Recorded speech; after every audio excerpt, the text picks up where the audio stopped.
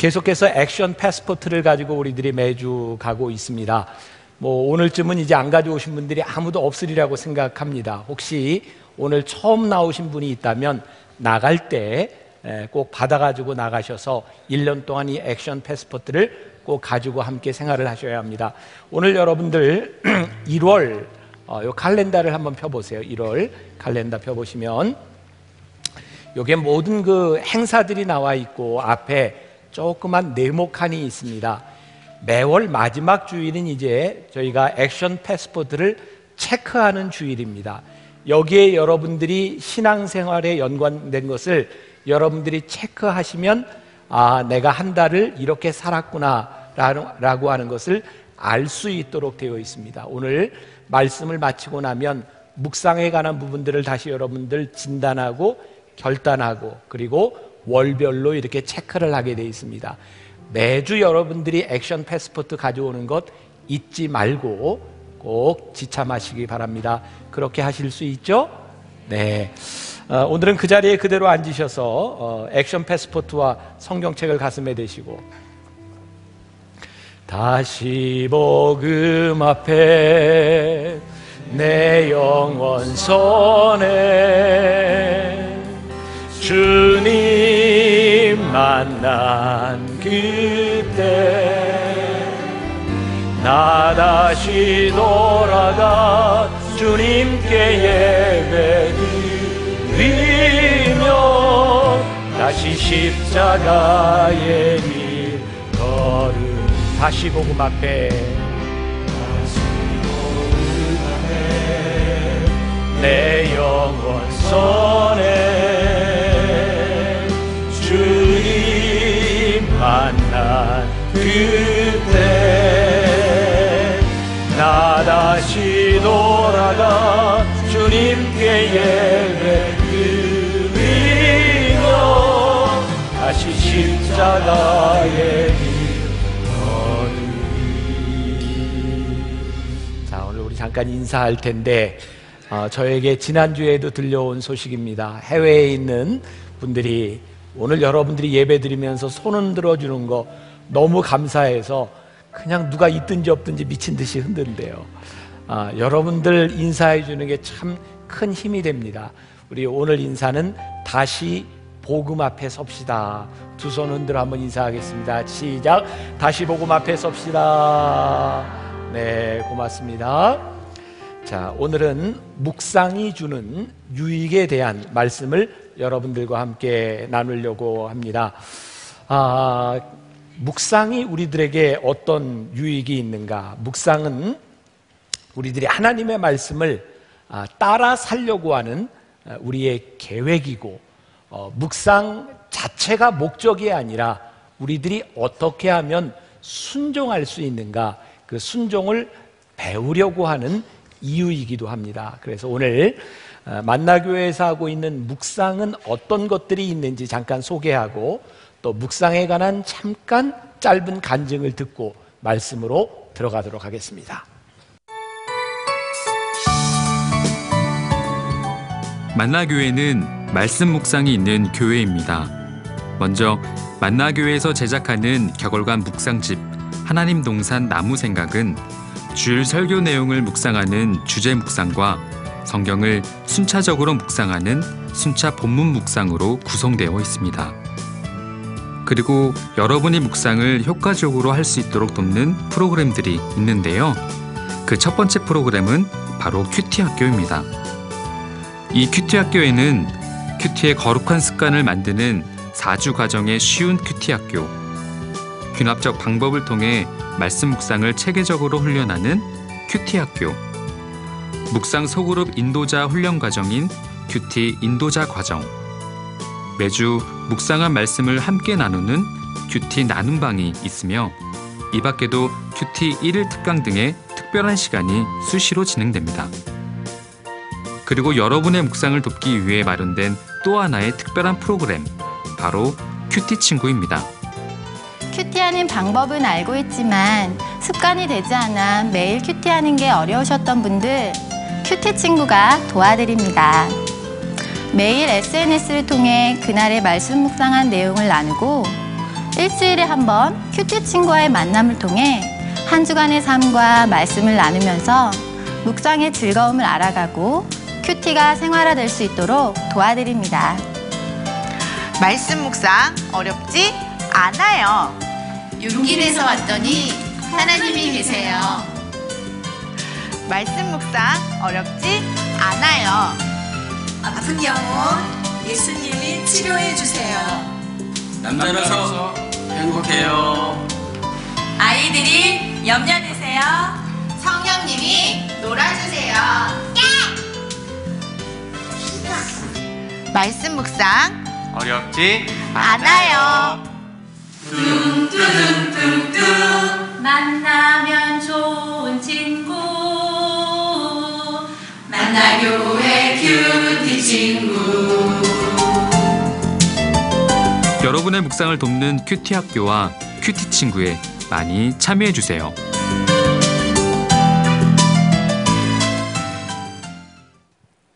안녕하십니까. 저는 큐티 학교 10기 큐티하는 남자 홍영로 권사입니다. 저는 오늘 남성들 묵상 모임과 큐티 학교 또 묵상 나눔에 대해 간증을 하고자 합니다. 어릴 적 큐티는 저에게 수련회 가서 아침에 졸린 눈으로 성경을 보는 귀찮은 일이었습니다. 그러다 결혼하여 젊은 부부 모임에서 묵상 훈련을 하고 나눔을 가지며 큐티가 익숙해지게 되었습니다. 그러나 저의 묵상은 점점 나눔을 위한 묵상이 되었고 말씀에서 나눔을 위한 감동만 찾아내는 습관이 들었습니다. 그러던 중 남성 큐티 학교가 개설돼 아내의 권면으로 등록하여 훈련을 받게 되었습니다. 그곳에서 4주간 조를 이루어 큐티 이론과 귀납법적 성경 연구에 대해서 훈련을 받았습니다. 우리 만나교회 큐티 학교는 현재 귀납법적 성경 묵상 방법을 훈련하고 있습니다. 가장 큰 유익은 그동안 그날 본문 중 내가 아는 말씀만 보는 묵상을 했다면 본문 전체를 보는 훈련을 하게 된 점입니다. 본문에 대한 바른 관찰이 없으면 바른 해석이 없기 때문에 본문을 집중해서 읽는 연습을 했습니다. 그리고 단어와 문맥을 통한 해석으로 묵상해야 할 본문을 넓게 보는 훈련을 했습니다. 그리고 내가 원하는 답을 찾는 묵상이 아니라 말씀 가운데 들려주시는 하나님의 음성에 귀를 기울이게 되었습니다. 수료식 날 이걸로 끝이라 생각했는데 김병준 목사님께서 지금의 조별로 계속해서 묵상 모임을 가지라고 하시는 것이었습니다. 순간 저의 마음은 무거워졌습니다. 왜냐하면 남자들의 모임, 그것도 묵상 나눔이라니요. 그동안 교회에서의 남자들의 모임을 많이 해봤지만 센 척하고 신앙을 나누기 싫어하고 속 이야기하기 싫어하는 남자들과의 매주 묵상 모임이라니 말입니다. 그래도 목사님이 하라 하시니 마지못해 시작을 하게 되었습니다. 모임 시간이 월요일로 정해졌는데 월요일은 교육자분들이 휴무시라 저희 모임에 참석을 못하신다는 것이었습니다. 하는 수 없이 조장인 제가 인도를 하기로 하고 모임을 시작하게 되었습니다. 이건 역시 부담이 되더군요. 그런데 모임이 한 주 한 주 계속될수록 조원들 모두가 이 모임을 사모하며 너무도 잘 모이고 나눔이 점점 깊어지게 되었고 모임 시간, 장소, 나눔 방식, 나눔 내용 등에서 어느 한 사람도 자신의 고집을 주장하지 않고 서로를 배려하며 섬기는 모습을 보며 하나님의 하시는 일을 저의 사람의 눈으로 보며 불평했음을 회개하게 되었습니다. 우리는 모임을 성령님을 구하는 기도로 시작합니다. 우리의 인간적인 생각을 나눔이 아닌 성경의 저자이신 성령님이 인도하시는 나눔이 되고 우리의 생각과 입을 통해 성령님이 말씀하시기를 위해서입니다. 우리의 나눔 가운데 속 이야기 잘 안 하는 남자들이 묵상 가운데 자신의 마음 깊은 곳까지 이야기를 나누며 서로의 마음에 공감하고 나눔에 공감하고 은혜를 나누는 관계까지 이르게 되었습니다. 우리의 나눔에는 각 사람의 은사대로 나누는 은사가 있습니다. 이인덕 성도님은 그날 본문의 전체적인 개요를 저자, 시대적, 역사적 배경, 또 그 당시의 상황 등을 구체적으로 리뷰하여 주셔서 그 본문 전체의 장을 이해하는 데 큰 도움을 줍니다. 김흥래 장로님은 어떤 나눔의 내용이 나오면 그 내용에 대한 성경 구절을 바로 찾아 읽어주십니다. 또 김기엄 집사님은 영어 선생님이신데 영어로 묵상하여 중요 단어를 해석해 주어 묵상을 돕습니다. 김윤배 집사님은 상대의 나눔을 너무도 깊이 경청하시고 공감을 표현하시며 생활 가운데 말씀의 적용을 나누어 주십니다. 묵상이 주는 유익 중 가장 큰 것이 삶의 적용일 것입니다. 어떤 분은 직장에서 술을 자주 드시는데 묵상 중 술에 대한 나눔을 가진 후부터는 한 번에 끊진 않지만 술자리에 대한 불편함이 느껴진다는 적용을 해주셨습니다. 또 어떤 분은 나사가 하나만 필요해 마트에 가니 봉지째 팔아서 그냥 한 개만 살짝 가져오셨는데 묵상을 하며 계속 마음이 찜찜하다는 말씀에 그럼 다시 가셔서 그것을 봉지째 사시라 권면드렸고 다음 주 그렇게 하시니 마음이 편해졌다는 적용을 하여 주셨습니다. 이렇듯 묵상은 우리의 생활을 너무도 구체적인 신앙으로 살아가도록 가이드하여 주고 성경적으로 살도록 적용하여 줍니다. 저에게 묵상이 주는 간증은 묵상을 나눈 가운데 제 아내에게서 남편인 저를 존경한다는 말이 나오는 것입니다. 여러분, 저는 아내에게 존경받는 남편입니다. 남편이 어떤 말로, 어떤 행동으로, 또 무엇으로 아내에게 존경한다는 말을 들을 수 있겠습니까? 물론 묵상 모임에서 나온 이야기지만 제 아내는 남편인 저의 묵상을 듣고 믿음의 가장으로서의 저의 묵상하는 모습에 대해 존경한다고 말한 것입니다. 남편 여러분, 아내에게 존경받기 원하신다면 묵상을 하십시오. 그리고 그 존경은 부부에 대한 사랑으로 이어졌습니다. 결혼 초기 저희 부부는 서로를 바꾸려 하며 많이도 싸웠습니다. 내가 옳고 네가 잘못했다고요. 이렇듯 서로 바꾸려 사람의 방법으로 싸울 땐 서로에게 상처만 주었습니다. 그러나 묵상을 하며 말씀대로 서로를 사랑하고 위로해주며 존중하고 존경하려 노력하니 상대가 아닌 내가 바뀌어지고 우리는 서로에게 좋은 사람이 되어졌습니다. 지금은 션과 정혜영 부부처럼 저희도 살아갈수록 좋은 부부가 되어져 가고 있습니다. 이렇듯 묵상은 우리가 살아가는 삶 가운데 우리를 하나님께 이끌어주며 가르쳐주며 하나님의 사람으로 살아갈 수 있도록 우리를 인도해 줍니다. 아주 구체적으로 말입니다. 묵상을 하며 하나님의 은혜가 임하고 그 은혜로 삶에 적용하며 신앙에 살아갈 수 있는 힘, 그것이 바로 묵상이 주는 유익이라 생각합니다. 네, 고맙습니다. 본인의 삶의 이야기를 나눠줘서 감사하고 우리가 꼭 알아야 될 것이 있습니다. 묵상은 묵상 자체가 목적이 아닙니다. 우리는 묵상을 통해서 우리들의 삶에 어떻게 말씀을 적용할 것이냐에 대한 문제죠. 어떤 분이 그런 이야기 하더라고요. 한때 그 성경 쓰는 게 많이 유행했던 적이 있죠. 어떤 분이 성경을 다 요한계시록까지 딱 쓰고 접으면서 이제 좀 읽어야지 뭐 이렇게 얘기했다는 분이 있어요. 많은 사람이 쓰고 있지만 그것이 우리들의 삶에 어떻게 영향을 미치는가, 사실 이것이 훨씬 더 중요한 일입니다. 오늘 우리가 읽은 본문 말씀에 보니까 이는 하나님의 사람으로 온전하게 하며 모든 선한 일을 행할 능력을 갖추게 하려 함이라. 여러분들에게 묻고 싶습니다. 하나님의 말씀이 여러분들을 온전하게 하신다는 믿음이 있으십니까? 하나님의 말씀이 우리들의 삶에 적용될 때 우리의 삶이 바뀔 수 있다는 믿음과 체험이 여러분들에게 있으십니까? 사실 이 믿음이 없이 묵상이라고 하는 것은 아무런 의미가 없을지 몰라요.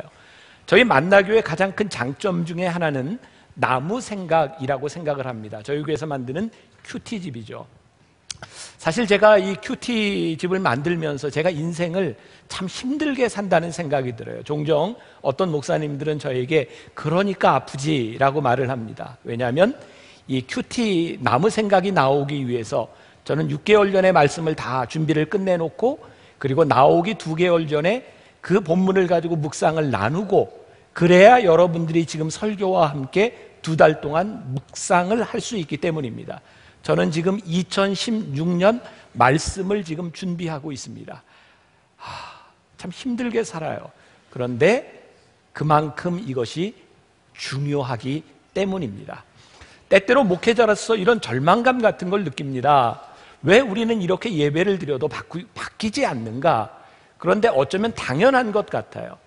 우리가 예배를 드리는 것이 참 위대한 일이기는 한데 우리는 예배를 통해 일방적으로 하나님께 찬양하고 기도하고 말씀을 듣고 끝날 때가 있습니다.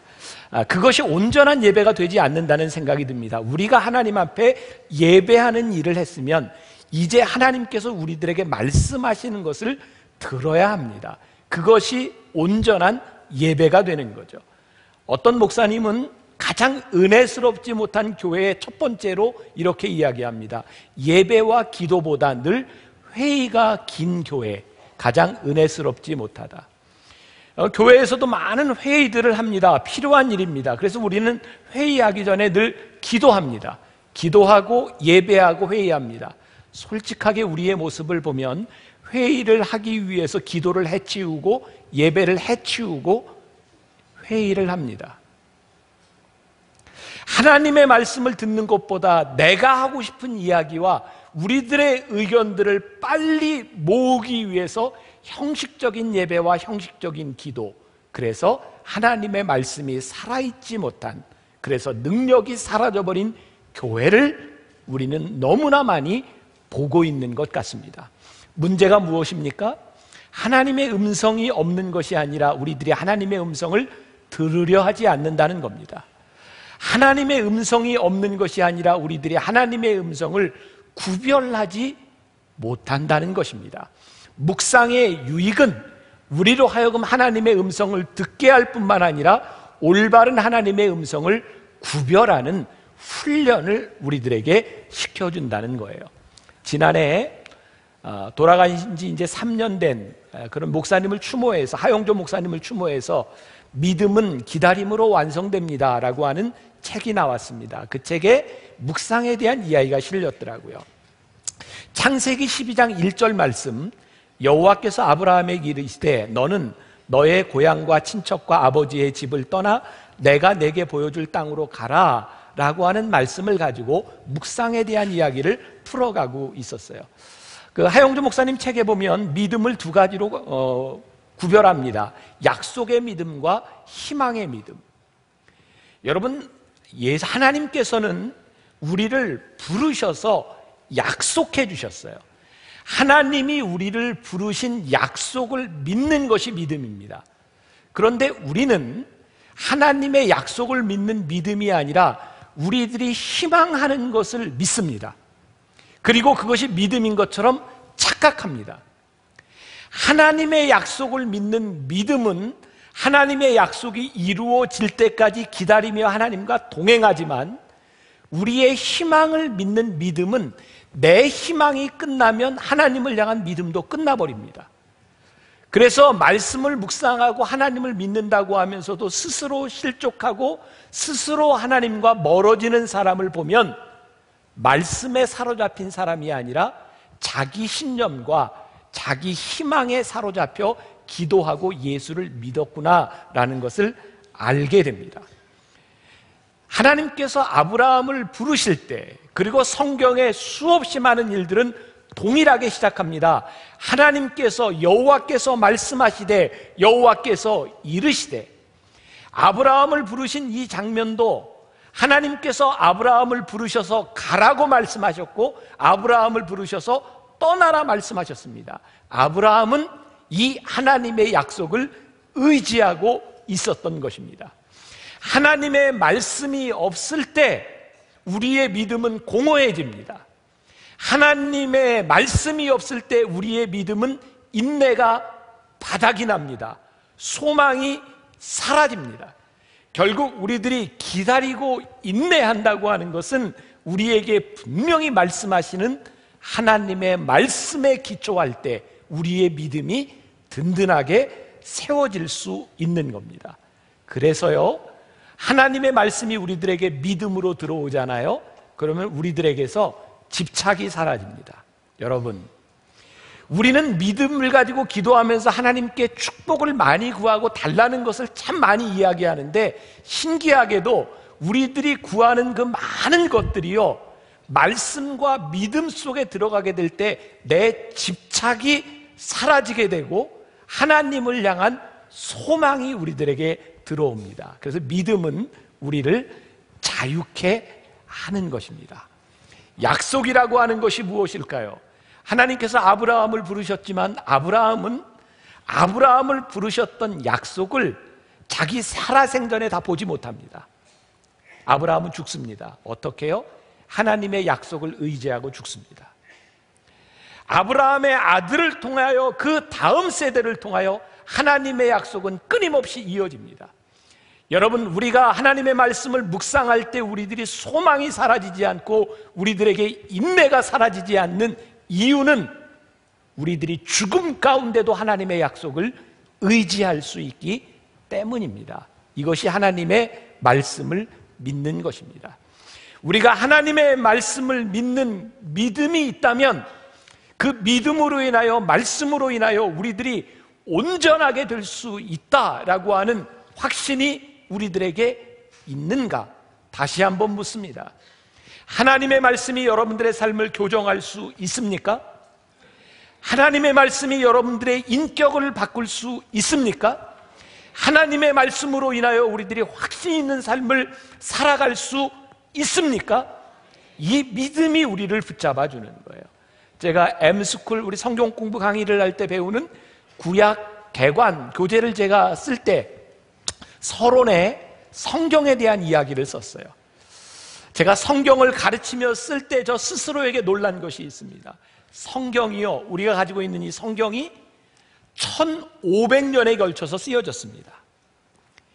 이 성경 66권에는 40여 명이 넘는 저자들이 있습니다. 그런데 우리들이 뭐라고 고백하는지 아세요? 성경은 하나님의 감동으로 된 것으로 성령께서 이 말씀을 기록하셨다고 고백합니다. 근데 우리가 이렇게 고백을 하지 않을 수밖에 없는 이유가 뭔지 아세요? 1500년 동안 40여 명의 사람들이 이 성경을 썼는데 창세기부터 요한계시록까지 하나의 일관된 구속의 역사로 이어져 있습니다.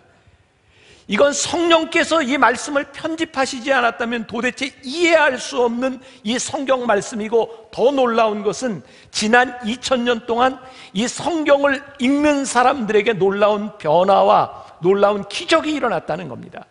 여러분들에게 이 성경은 어떤 기적을 만들어냈습니까? 제가 이 구약 성경 공부를 교인들과 할 때 마지막 시간이 되면 인천에 있는 주한감리교회의 성서박물관을 같이 방문했었습니다. 수만 권의 성경이 있습니다.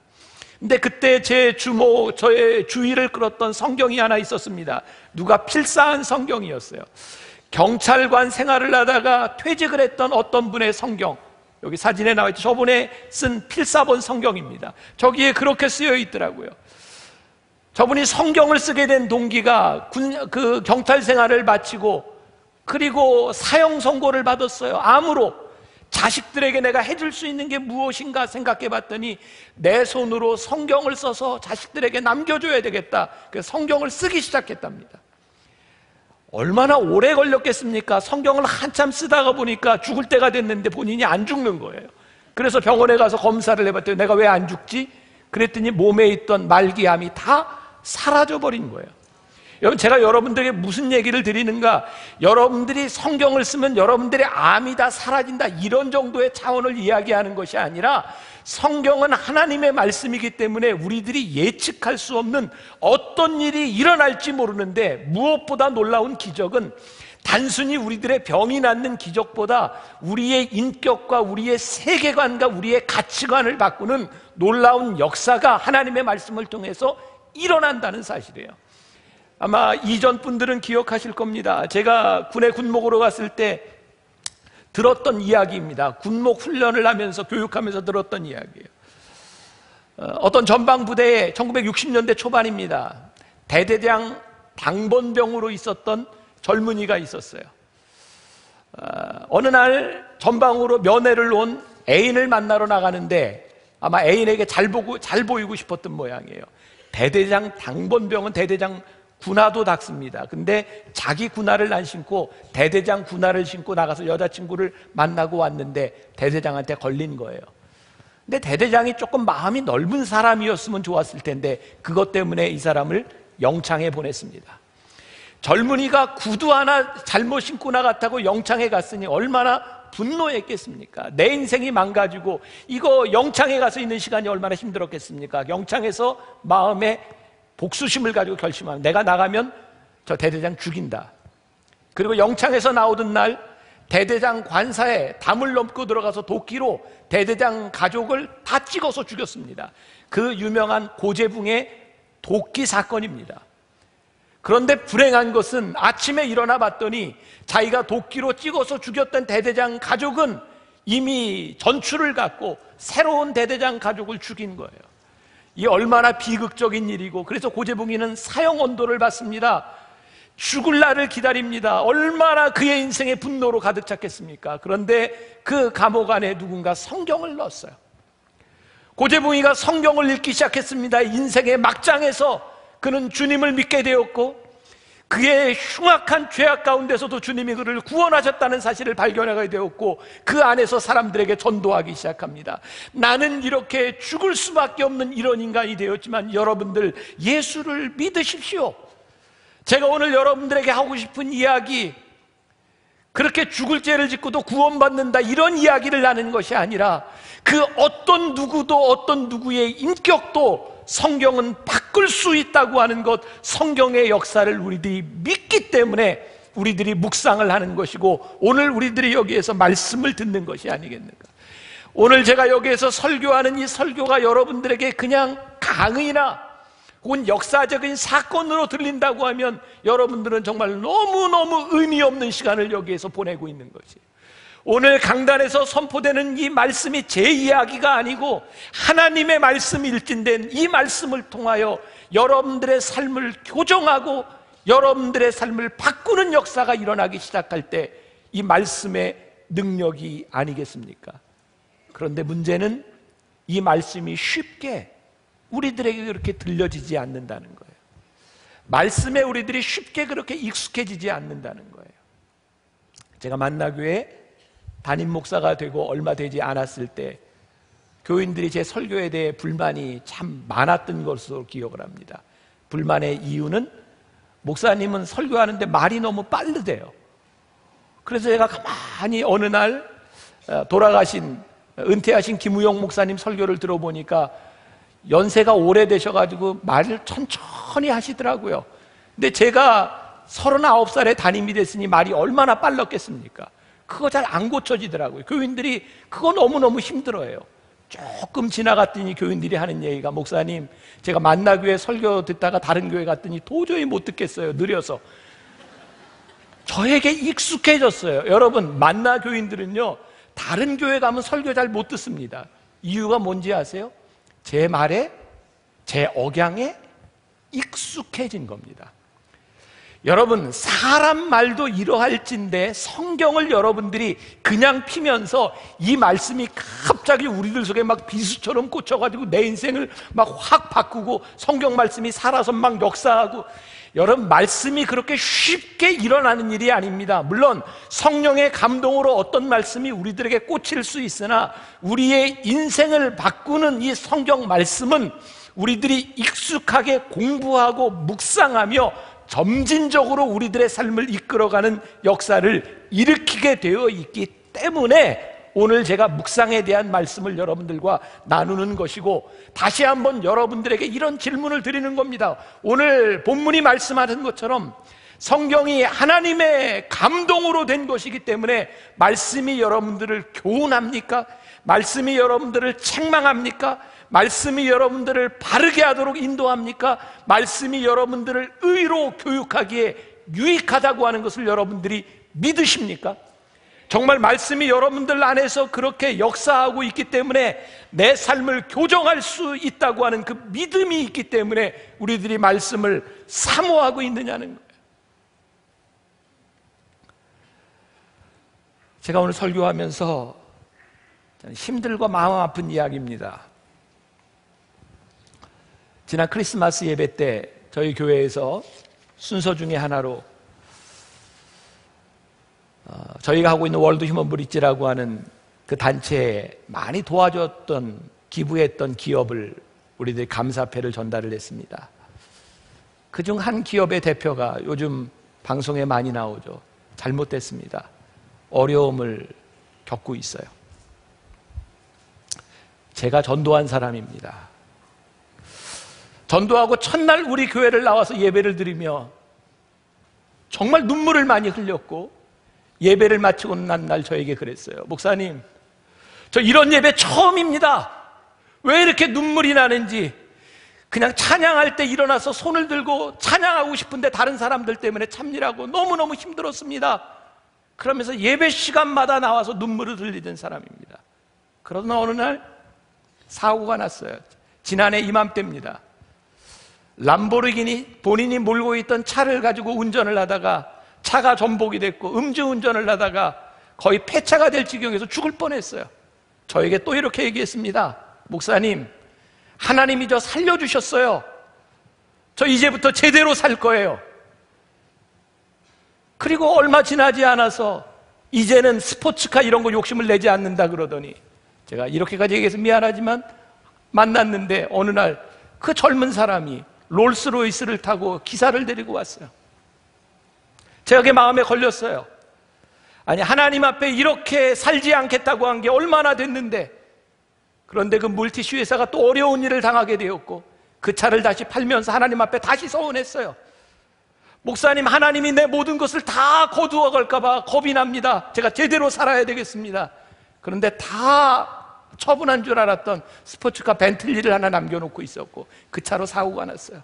여러분, 제가 왜 이야기하는지 아세요? 제가 왜 마음이 아픈지 아세요? 그 청년이 저에게 수없이 목사님, 저 성경 공부하고 싶어요.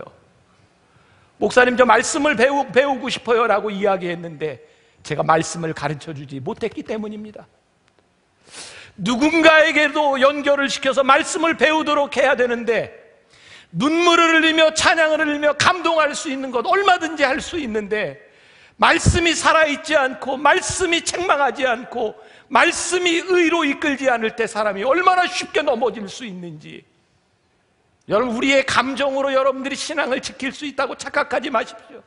오늘 여러분들이 은혜를 받았다고 마음이 뜨거워졌다고 그것이 여러분들을 의로 인도할 수 있다고 착각하지 마십시오. 하나님의 말씀이 우리들 가운데 없으면 우리는 너무나 쉽게 무너질 수 있는 존재라고 하는 사실을 아세요? 제가 또 하나 가슴 아픈 게 있어요. 제가 처음 NGO를 시작할 때 저를 너무너무 잘 도와줬던 분이에요. 큰 사고가 났죠. 토마토저축은행 다 파산되고. 그분이 구치소에 갔을 때 제가 찾아갔어요. 제가 계속 말씀을 넣어주고 책을 넣어주고 기도하면서 제 마음이 너무너무 안타까웠기 때문에 그분이 저에게 이런 편지를 보냈어요. 목사님을 조금 더 일찍 만났더라면 좋았을 것을. 그리고 그분이 감옥 안에서 성경을 읽으며, 목사님, 제가 이렇게 어려운 상황에 빠졌는데요, 너무너무 기뻐요. 하나님의 말씀을 알게 된 것이 너무너무 감사해요. 저에게 아쉬운 게 뭔지 아세요? 왜 말씀을 빨리 배우도록 하지 못했을까? 제 주변에 소망을 가지고 있었던 사람들, 정말 뜨거웠던 사람들이 넘어지는 모습을 바라볼 때 동일한 것이 있어요. 내가 감정을 바라보며 그 사람들이 신앙생활을 잘하는 줄 알았는데 말씀에 뿌리가 없는 사람들이 이렇게 쉽게 넘어질 수 있는 거구나.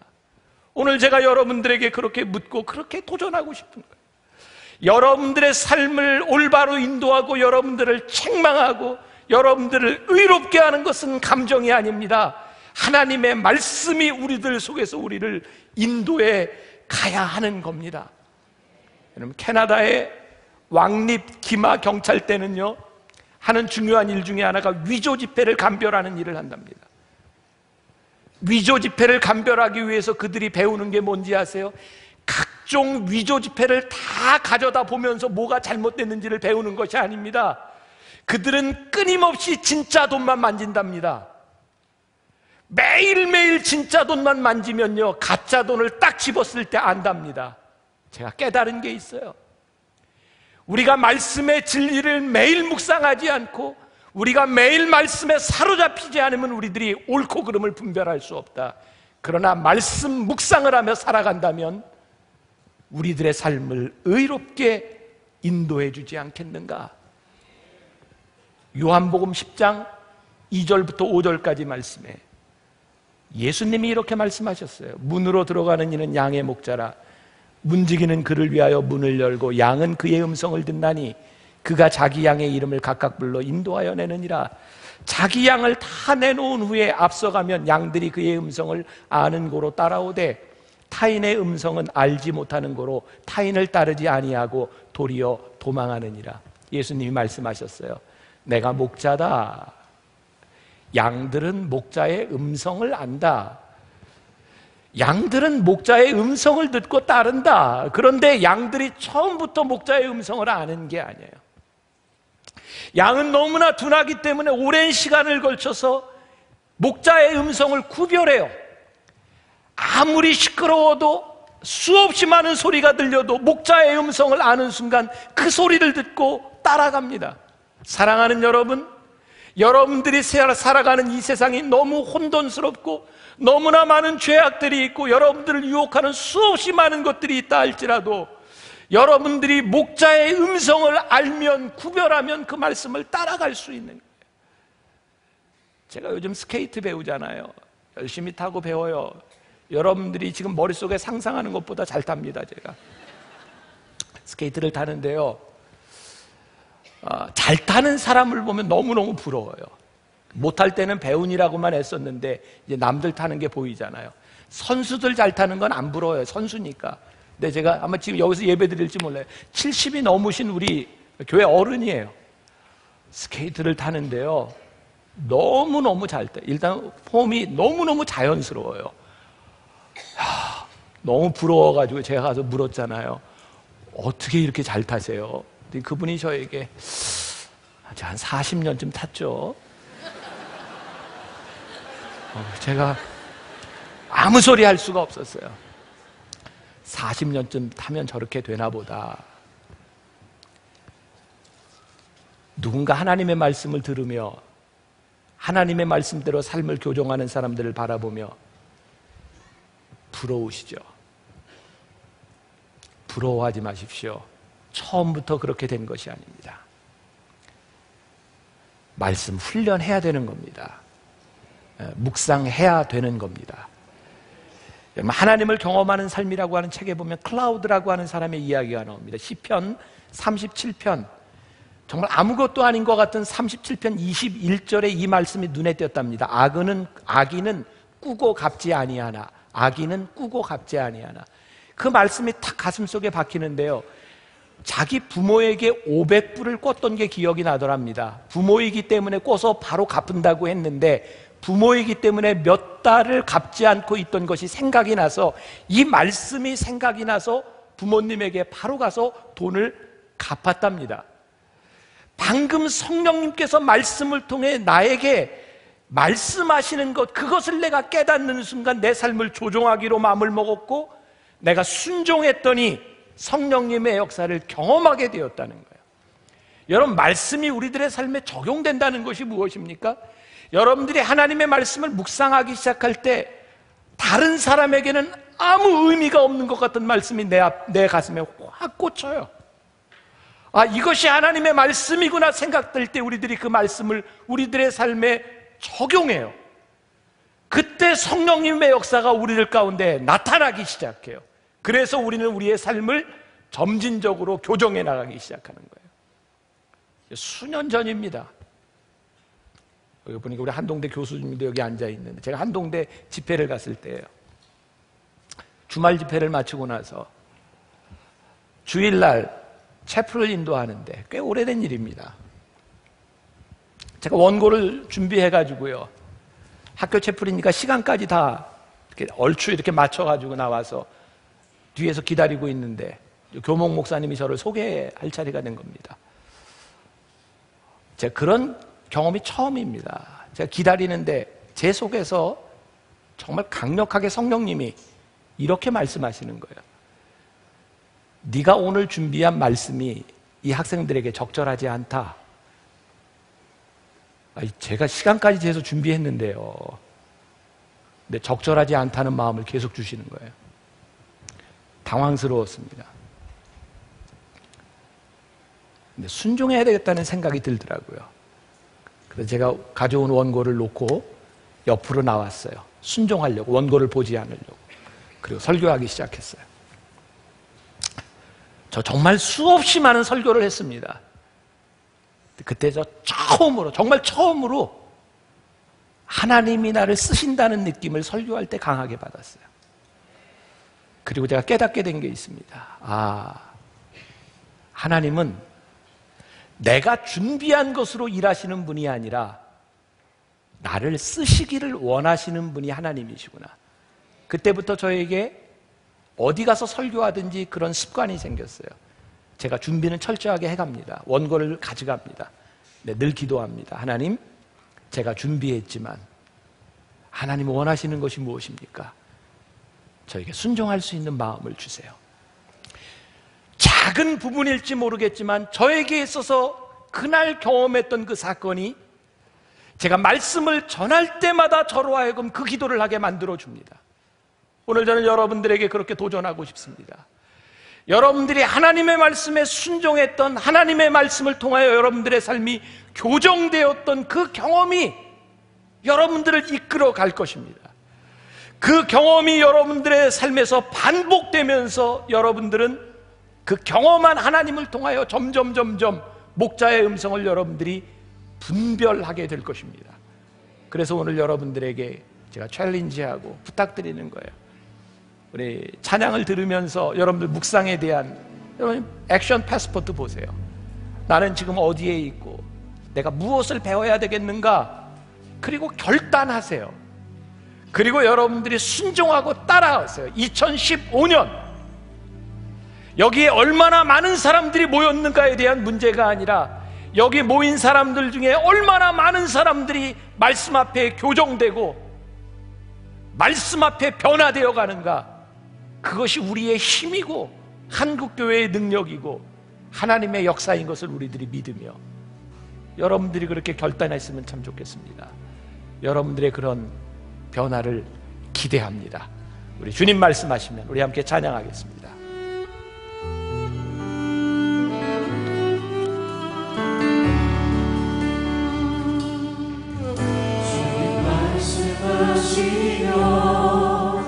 내가 나가리라. 주님 뜻이 아니면 내가 멈춰서리라.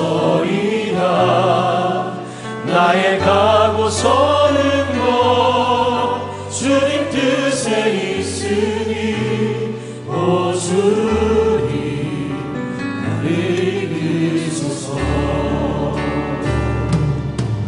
주님 말씀하시면 내가 나가리라. 주님 뜻이 아니면 내가 멈춰서리라.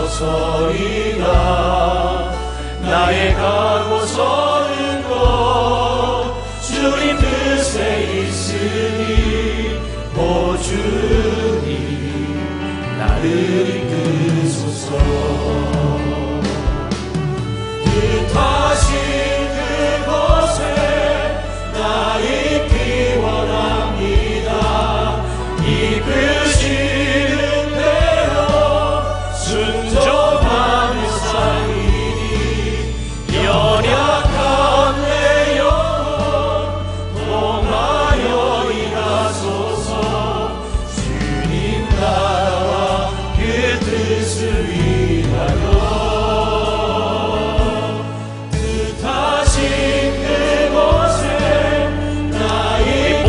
찬양하겠습니다. 이끄시는 대로 순종하며 살리니 연약한 내 영혼 통하여 일하소서. 주님 나라와 그 뜻을 위하여 오 주님 주님 말씀하시면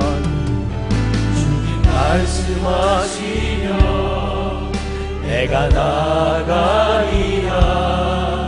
주님 뜻이 아니면 내가 멈춰서리라. 나의 가고 서는 것 주님 뜻에 있으니 오 주님 나를 이끄소서. 주님 말씀하시면 내가 나가리라. 주님 뜻이 아니면 내가 멈춰서리라.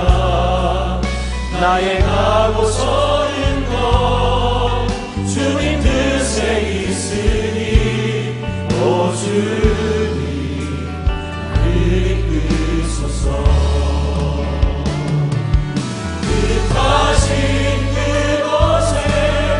나 있기 원합니다.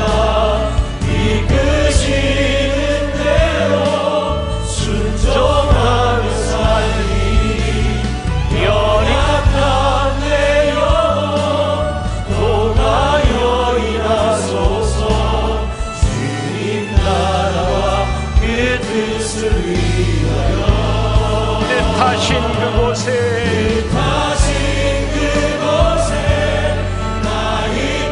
원합니다.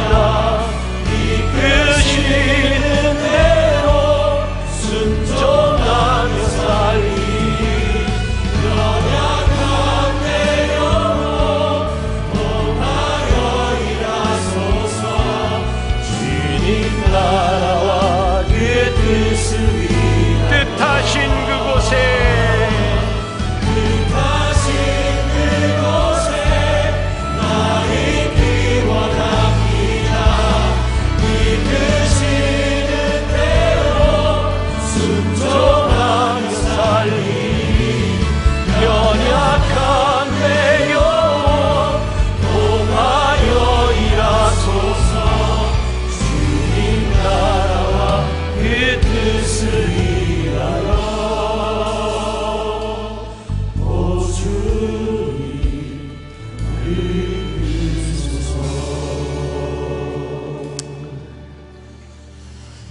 하나님, 오늘 이 시간 하나님의 말씀이 얼마나 소중하고 우리의 삶을 바꾸는 능력이 있는 것을 깨닫게 하시니 감사합니다.